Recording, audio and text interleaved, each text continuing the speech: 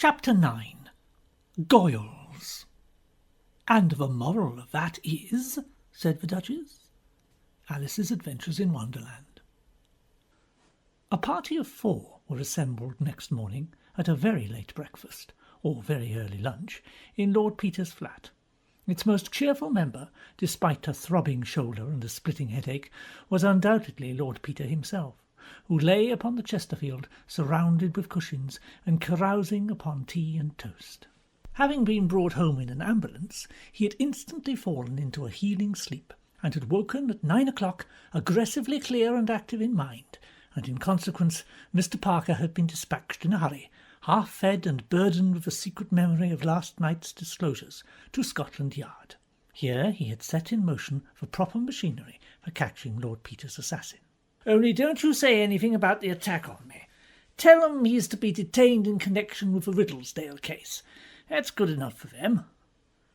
It was now 11, and Mr. Parker had returned, gloomy and hungry, and was consuming a belated omelette and a glass of claret. Lady Mary Wimsey was hunched up in the window-seat. Her bobbed golden hair made a little blur of light about her in the pale autumn sunshine. She had made an attempt to breakfast earlier, and now sat gazing out into Piccadilly.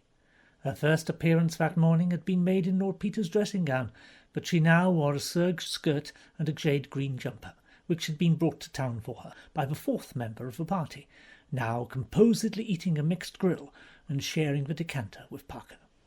This was a rather short, rather plump, very brisk, elderly lady, with bright black eyes like a bird's, and very handsome white hair, exquisitely dressed. Far from looking as though she'd just taken a long night journey, she was easily the most composed and trim of the 4.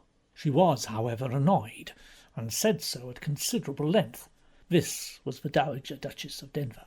"It's not so much, Mary, that you went off so abruptly last night, just before dinner, too. Inconveniencing and alarming us very much indeed. Poor Helen was totally unable to eat her dinner, which was extremely distressing to her feelings, because, you know, she always does make such a point of never being upset about anything. I really don't know why, for some of the greatest men have not minded showing their feelings. I don't mean Southerners necessarily, but as Mr. Chesterton very rightly points out, Nelson too was certainly English, if he wasn't Irish or Scotch, I forget, but United Kingdom anyway. If that means anything nowadays of a free state, such a ridiculous title, especially as it always makes one think of the Orange Free State. I'm sure they wouldn't care to be mixed up with that, being so very green themselves. And going off without even proper clothes, and taking the car, so that I had to wait till the 1:15 from Northallerton. A ridiculous time to start, and such a bad train too, not getting up till 10:30. Besides, if you must run off to town, why do it in that unfinished manner? If you'd only looked up the trains before starting, you would have seen you would have had half an hour's wait at Northallerton, and you could quite easily have packed a bag. It's so much better to do things neatly and thoroughly, even stupid things. It was very stupid of you indeed to dash off like that, to embarrass and bore poor Mr. Parker with a lot of twaddle.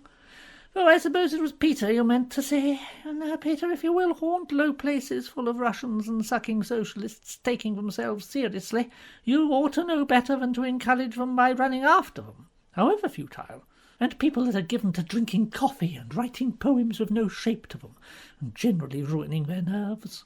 And in any case it makes not the slightest difference. I could have told Peter all about it myself, if he doesn't know already, as he probably does." Lady Mary turned very white at this, and glanced at Parker, who replied rather to her than the Duchess. "No, Lord Peter and I haven't had time to discuss anything yet." "Lest it should ruin my shattered nerves, and bring a fever to my aching brow," added that gentleman amiably. "You're a kind, thoughtful soul, Charles, and I don't know what I should do without you. I wish that rotten old second-hand dealer had been a bit brisker about taking in this stock-in-trade for the night, though. Perfectly extraordinary number of knobs there were on that brass bedstead. Saw it coming, you know, and couldn't stop myself. However, what is a mere brass bedstead? The great detective, though at first stunned and dizzy from his brutal treatment by the 15 veiled assassins all armed with meat choppers, soon regained his senses, thanks to his sound constitution and healthy manner of life. Despite the severe gassing he had endured in the underground room— Oh, a telegram. Thank you, Hunter."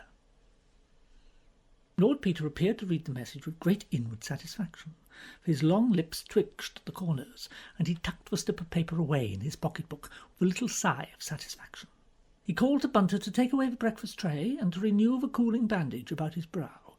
This done, Lord Peter leaned back among his cushions, and with an air of malicious enjoyment launched at Mr. Parker the inquiry, "Well now, how did you and Mary get on last night? Polly, did you tell him you'd done the murder? Few things are more irritating than to discover, after you have been at great pains to spare a person some painful intelligence, that he has known it all along, and is not nearly so much affected by it as he properly should be." Mr. Parker quite simply and suddenly lost his temper. He bounded to his feet and exclaimed, without the least reason, "Oh, it's perfectly hopeless trying to do anything!" Lady Mary sprang from the window-seat. "Yes, I did, because it's quite true. Your precious case is finished, Peter." "You must allow your brother to be the best judge of his own affairs, my dear." "As a matter of fact," replied his lordship, "I rather fancy Polly's right." "I hope so, I'm sure. Anyway, we've got the fellow, so now we shall know." Lady Mary gave a sort of gasp and stepped forward with her chin up and her hands tightly clenched. It caught at Peter's heart to see such overwhelming catastrophe so bravely faced. The official side of him was thoroughly bewildered, but the human part ranged itself instantly in support of that gallant defiance. "Whom have they got?" "The Goyle's person. Uncommon quick work, what? But since he'd no more original idea than to take the boat train to Folkestone, they didn't have much difficulty." "It isn't true!" Lady Mary stamped her foot. "It's a lie! He wasn't there! He is innocent! I killed Dennis!" "Fine," thought Parker. "Fine. Damn Goyles anyway. Lord Peter said—" "Mary, don't be an ass." "Yes," said the Dowager placidly.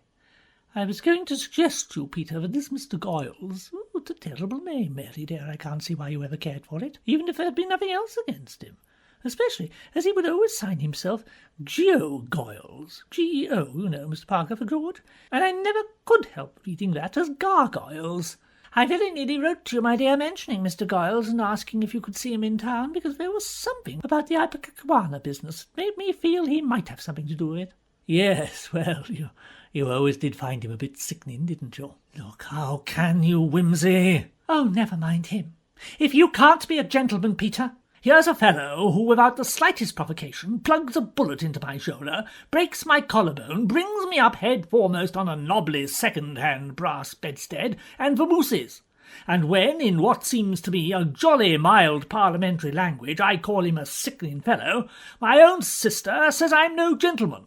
Look at me, in my own house, forced to sit here, with a perfectly beastly headache, and lap up toast and tea while you people distend and bloat yourselves on mixed grills and omelettes and a damn good vintage claret.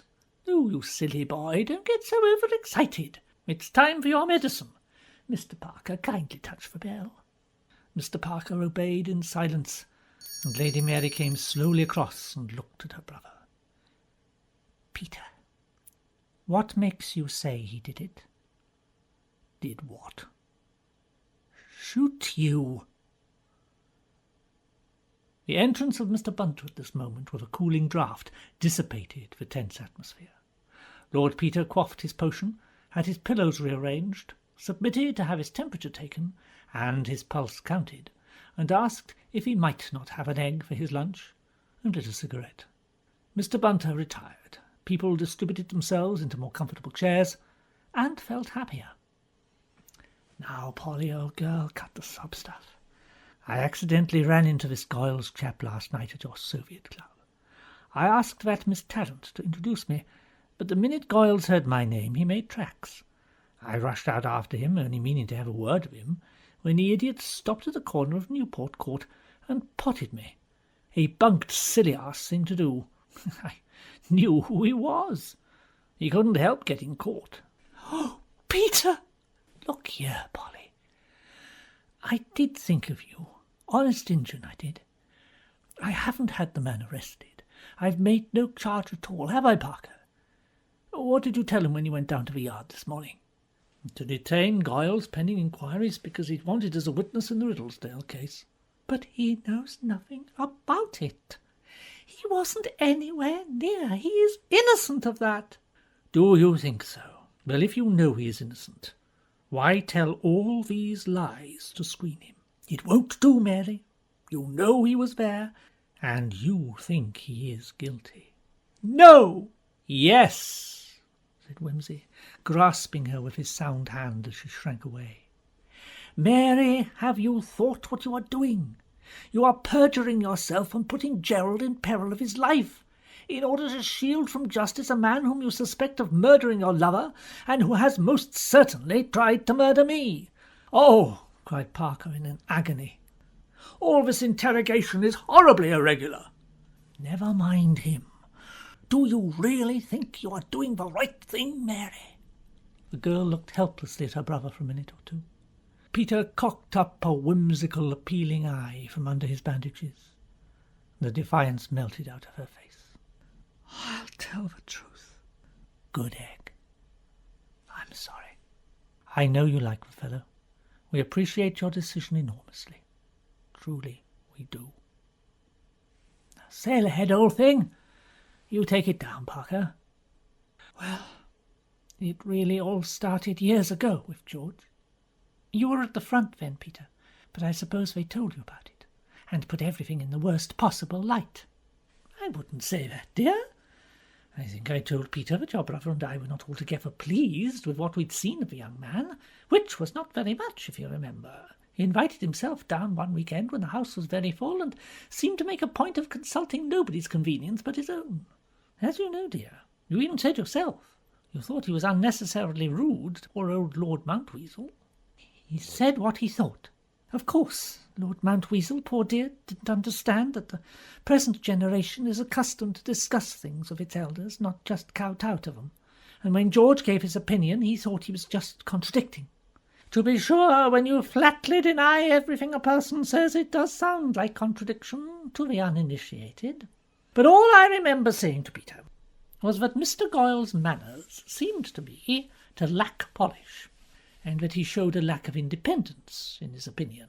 A lack of independence? Well, dear, I thought so. What oft was thought and frequently much better expressed, as Pope says, or was it somebody else? Well, anyway, George was the only person I really cared about, and still is, only it did seem so hopeless, because perhaps you didn't say things about him, Mother, but Gerald said lots, dreadful things. Yes, he said what he thought. The present generation does, you know. And to the uninitiated, dear, it does sound a little rude. George had simply no money. He'd really given everything he had to the Labour Party one way and another, and he'd lost his job in the Ministry of Information. They found he had too much sympathy with the Socialists abroad. It was awfully unfair. Anyhow, one couldn't be a burden on him, and Gerald was a beast and said he would stop my allowance if I didn't send George away. So I did. But of course it didn't make a bit of difference to the way we felt.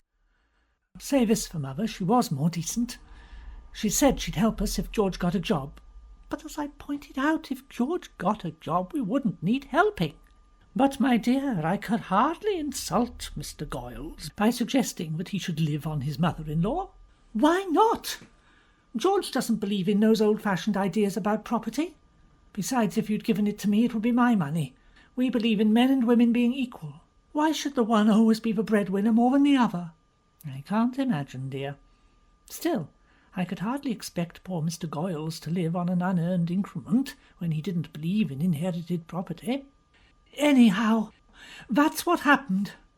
Then after the war, George went to Germany to study socialism and labour questions there. Nothing seemed any good. So when Dennis Cathcart turned up, I said I'd marry him. Why? He never sounded to me a bit the kind of bloke for you. I mean, as far as I could make out, he was Tory and diplomatic, and quite crusted old tawny, so to speak. I shouldn't have thought you had an idea in common. No, but then he didn't care twopence whether I had any ideas or not. I made him promise he wouldn't bother me with diplomats and people, and he said no, and I could do as I liked, provided I didn't compromise him. We were to live in Paris and go our own ways and not bother. and anything was better than staying here and marrying somebody in one's own set and opening bazaars and watching polo and meeting the Prince of Wales, so I said I would marry Dennis because I didn't care about him, and I'm pretty sure he didn't care halfpenny about me. I did so want to be left alone. Was Jerry all right about your money? Oh, yes. He said Dennis was no great catch. I do wish Gerald wasn't so vulgar, in that flat, early Victorian way, you know. But he said that after George he could only thank his stars it wasn't worse. Make a note of that, Charles. Well, it seemed all right at first, but as things went on I got more and more depressed. You know, there was something a little alarming about Dennis. He was so extraordinarily reserved. I know I wanted to be left alone, but it was uncanny. He was correct, even when he went off the deep end and was passionate, which didn't often happen. He was correct about it. Extraordinary. Like in one of those odd French novels, you know, Peter.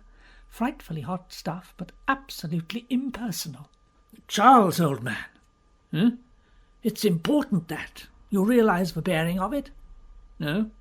Oh, never mind. Drive on, Polly. Aren't I making your head ache? Damnably, but I like it. Go on. I'm not sprouting a lily with anguish, moist and fever dew, or anything like that. I'm getting quite thrilled. What you've just said is more illuminating than anything I've struck for a week. Really? I thought you wouldn't understand that part. Lord, why not? Well, I'd been corresponding all the time with George, and suddenly he wrote to me at the beginning of the month and said he was coming back from Germany and he'd got a job on the Thunderclap, the Socialist Weekly, you know, at a beginning screw of £4 a week, and wouldn't I chuck these capitalists and so on, and come and be an honest working woman with him. He could get me a secretarial job on the paper. I was to type and so on for him, help him get his articles together. He thought we'd make between £6 and £7 a week, which would be heaps to live on, and I was getting more frightened of Dennis every day. So I said I would, but I knew there'd be an awful row with Gerald. Really, I was rather ashamed, because the engagement had been announced, and there would be a ghastly lot of talk, and people would be trying to persuade me, and Dennis might have made things horribly uncomfortable for Gerald. He was rather that sort, so we decided the best thing to do would be just to run away and get married first, and escape the wrangling. Quite so. Besides, it would look rather well in the paper, wouldn't it?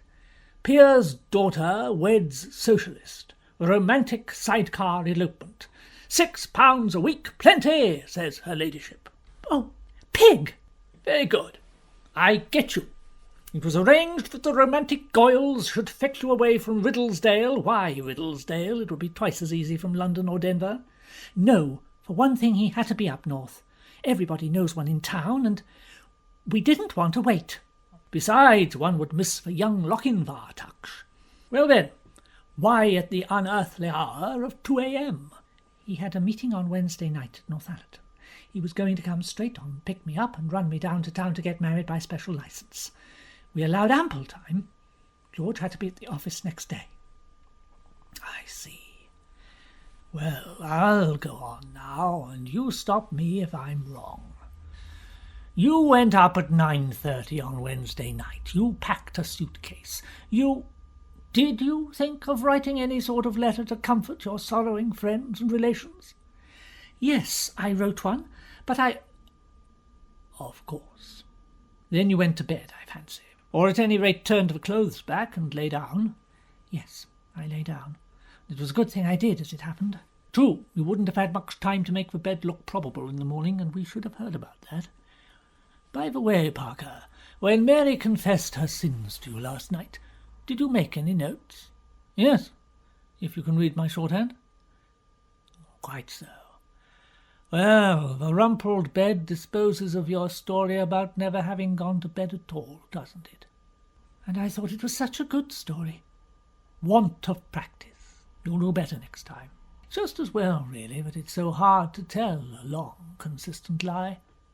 Did you, as a matter of fact, hear Gerald go out at 11:30, as Pettigrew Robinson, damn his ears, said? I fancy I did hear someone moving about. I didn't think much about it. Quite right. When I hear people moving about the house at night, I'm much too delicate-minded to think anything at all. I will say for Peter that, if he can put a continental interpretation on anything, he will. Very considerate of you, dear.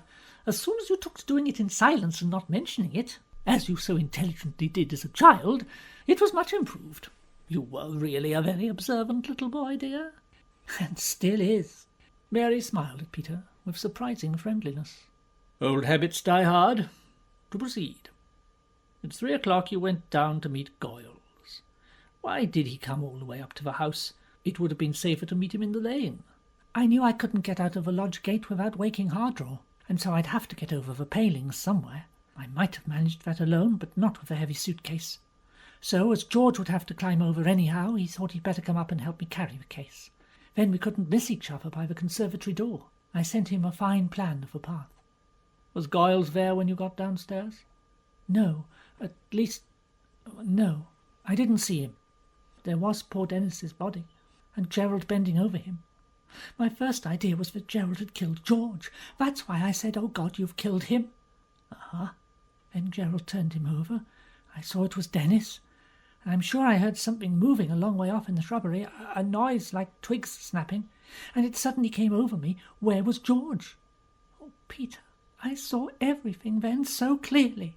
I saw that Dennis must have come on George waiting there and attacked him. I'm sure Dennis must have attacked him. Probably thought he was a burglar. Or he found out who he was and tried to drive him away. And in the struggle, George must have shot him. It was awful. Poor kid. I didn't know what to do. I'd so awfully little time, you see. My one idea was that nobody must suspect anybody'd been there, so I quickly had to invent an excuse to be there myself. I shoved my suitcase behind the cactus plants to start with. Jerry was so taken up with the body he didn't notice. You know he never does notice things till you shove them under his nose. But I knew if there'd been a shot, Freddie and the Marchbankses must have heard it. So I pretended I'd heard it too, and rushed down to look for burglars. It was a bit lame, but the best thing I could think of. Gerald sent me up to alarm the house, and I had the story all ready by the time I reached the landing, and I was quite proud of myself for not forgetting the suitcase. You dumped it into the chest? Yes, I had a horrible shock the other morning when I found you looking in. Nothing like the shock I had when I found the silver sand there. Silver sand? Out of the conservatory. Oh, good gracious. Well, go on. You knocked up Freddie and the Pettigrew Robinsons. Then you had to bolt into your room to destroy your farewell letter and take your clothes off. Yes, I'm afraid I didn't do that very naturally. But I couldn't expect anyone to believe that I was burglar hunting in a complete set of silk undies and carefully knotted tie with a gold safety pin. I see your difficulty. It turned out quite well, too, because they were all quite ready to believe that I wanted to escape from Mrs. Pettigrew Robinson. Except Mrs. P. herself, of course. Yes, even Parker swallowed that, didn't you, old man? Yes, quite so. I made a dreadful mistake about the shot.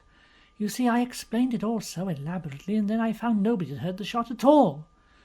Afterwards they discovered that it had all happened in the shrubbery. The time wasn't right either. Then at the inquest I had to stick to the story, and it got to look worse and worse. Then they tried to put the blame on Gerald, and in my wildest moments I never thought of that. Of course I see now how my wretched evidence helped. Hence the ipecacuanha. I'd got into such a frightful tangle, I thought I'd better shut up altogether for fear of making things still worse. And did you think still Goyles had done it? I didn't know what to think. I don't know now. Oh, Peter, who else could have done it? Honestly, old thing, if he didn't do it, I don't know who did. He ran away, you see. It seems he's rather good at shooting and running away. If he hadn't done that to you, I would never have told you. I'd have died first. But of course, with his revolutionary doctrines, and when you think of Red Russia and all the blood spilt in riots and insurrections and things, I suppose it does teach a contempt for human life. It seems to me that Mr. Goyles shows no especial contempt for his own life. You must try to look at the thing fairly. Shooting people and running away is not very heroic, according to our standards. The thing I don't understand is how Gerald's revolver got into the shrubbery. Well, the thing I'd like to know is, was Dennis really a card sharper? The thing I'd like to know is the green-eyed cat. Dennis never gave me a cat. That was a taradiddle. Were you ever in a jeweller's with him in the Rue de la Paix? Heaps of times. He gave me a diamond and tortoiseshell comb. Never a cat. Then we may disregard the whole of last night's elaborate confession. It's really not bad, Polly, not bad at all, said Lord Peter, looking through Parker's notes with a smile. It's really not bad, Polly, not bad at all. You've a talent for romantic fiction. I mean it. Just here and there you need a little more attention to detail. For instance, you couldn't have dragged that badly wounded man all the way up the path to the house without getting blood all over your coat, you know. And, by the way, did Goyles know Cathcart at all? Not to my knowledge. Because Parker and I had an alternative theory, didn't we, which would clear Goyles from the worst part of the charge. Tell her, old man. It was your idea. Thus urged, Parker outlined the blackmail and suicide theory. Sounds plausible, academically speaking, I mean. But it isn't a bit like George. I mean, blackmail. It's so beastly, isn't it? Well, I think the best thing to do is go and see Goyles. Whatever the key to Wednesday night's riddle is, he holds it. Parker, old man, we're nearing the end of the chase.